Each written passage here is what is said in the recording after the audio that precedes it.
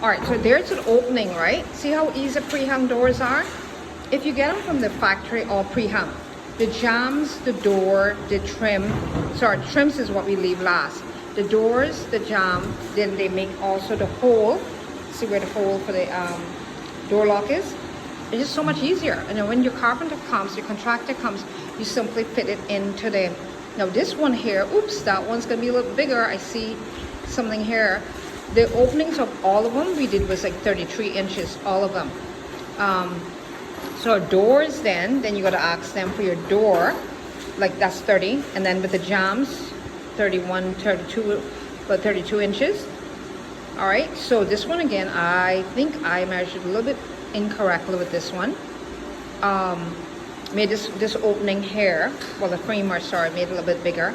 And usually it's only like a ½ inch, so this one is kind of bigger than we want it to be. Usually it's just like a ¼ inch on each side, but oops, that's much bigger than we wanted. I think we need a bigger door there. But anyway, that's just want to show you how I save money by getting pre-hung, getting it all pre-hung, and then get a carpenter install. Okay.